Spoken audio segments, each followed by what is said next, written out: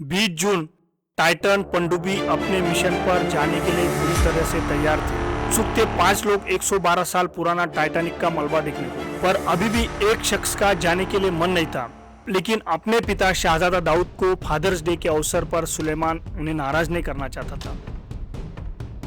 लेकिन नियति को कुछ और ही मंजूर था। पनडुब्बी निकली। 2 घंटे बाद पनडुब्बी का संपर्क टूटा। बहुत सारे सर्च ऑपरेशन चले, लेकिन उनसे कभी संपर्क नहीं हो पाया। बदकिस्मती से फिर कभी नहीं होगा, कभी नहीं। पर खतरे से भरी जगहों पर लोग जाते ही क्यों है? स्ट्रेस कम करने के लिए ऐसे साहसी काम कुछ लोग करते हैं। अपना एक स्वाभाविक आनंद तलाशने की कोशिश में लोग साहसिक कृत्य करते हैं। उन्हें ऐसे ही कुछ असाधारण काम करने से बहुत ही मजा आता है, वह भी उनकी खुद की तलाश या खुद को साबित करने का एक प्रयास ही रहता है। ऐसे व्यक्ति सदा खतरनाक या रोमांचक अनुभवों की तलाश में रहते हैं। जोखिम भरी ऐसी यात्राओं पर जाने का एक लक्ष्य रहता है, आनंद। लेकिन एक यात्रा ऐसी भी है जो हमारी प्राचीन भारत की गौरवशाली परंपरा ने पूरे संसार को दी है। उस यात्रा का अंतिम लक्ष्य भी आनंद है। उस यात्रा से ही बहुत से सत्पुरुष आनंद को प्राप्त हुए। उस यात्रा का नाम है अंतर्मन की यात्रा, मतलब ध्यान। एक बार ऐसे ही सफर में एक महात्मा गेरुआ वस्त्र पहने मिले। उनकी आभा बहुत ही तेजोमय लग रही थी। उनकी आभा मंडल देखकर वह कोई गहन शांति से भरे लग रहे थे। लोग उन्हें अलग अलग प्रश्न पूछ रहे थे। वह उनकी उतनी ही प्रसन्नता से आनंद से उत्तर दे रहे थे। क्या बाबा जी, आप इतने शांत और समाधानी कैसे रहते?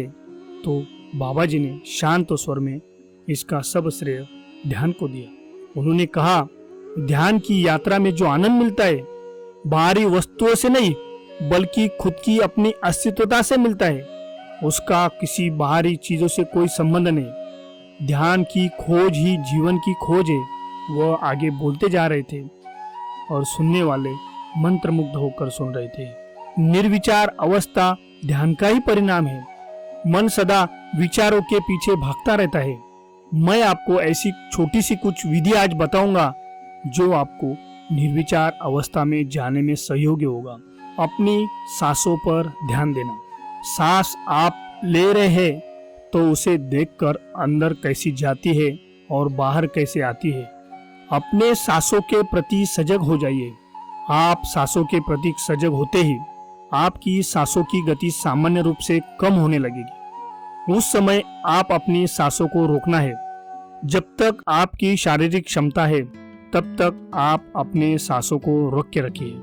बाद में सांसों को धीरे धीरे बाहर छोड़ें। यह प्रयोग आप 3 बार दोहराइए। ऐसा दिन में आप आसानी से 2-3 बार कर सकते हैं। हृदय रोगी एवं उच्च रक्तदाब वाले रोगी यह प्रयोग ना करें। बाबा जी यह विधि के फायदे बताने लगे। इससे मन की एकाग्रता बढ़ती है। ऐसा कहा जाता है, हमें जन्म के साथ निश्चित गिनती की सांसें मिलती है।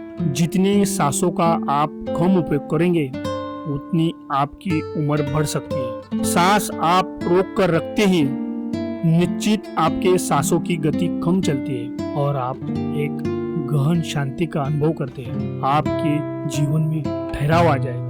नकारात्मक ऊर्जा खत्म होकर सकारात्मक ऊर्जा बढ़ेगी। आपकी संकल्प शक्ति में वृद्धि होगी। आपकी रचनात्मकता बढ़ेगी। दूसरा प्रयोग है लंबी और गहरी सांस। लंबी और गहरी सांसें आप लेंगे तो आपके सांसों की संख्या कम हो जाएगी। लंबी और गहरी सांसें आपके शरीर को नेचुरल हीलिंग का काम करती है। धीमी और गहरी सांसें आप लेंगे तो सांसों की संख्या कम हो जाएगी।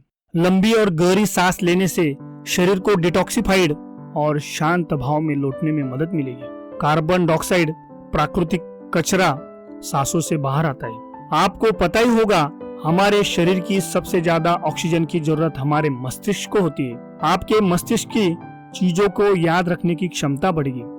आपकी सही निर्णय लेने की क्षमता बढ़ेगी। आपके मानसिक स्वास्थ्य में सुधार होकर आपका सर्वांगीण विकास होने में मदद होगी। बाबा जी ने सब बैठे हुए लोगों के चेहरे के भाव को सही पहचाना और आगे बोले, आपको लग सकता है इतनी सी छोटी सी विधि से इतने अद्भुत लाभ कैसे?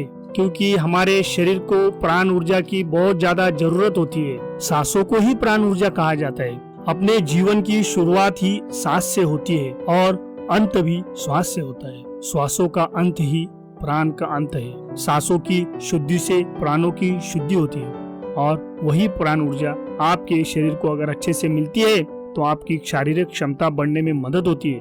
और एक जरूरी बात आपको बताना चाहता हूँ, आप सांसों पर ध्यान और चिंता दोनों चीजें एक साथ नहीं कर सकते। बाबा जी और आगे बता रहे थे, सांसों की विधि ध्यान का एक अंग है। बाबा जी बोलते जा रहे थे, ध्यान से आप में सजगता जागरूकता बढ़ती है, चिंता की कमी होती है, असार्थक चीजों से ध्यान हटकर सार्थक चीजों में आपका मन लगेगा। खुद के आत्म विकास में आपको सही दिशा मिलेगी।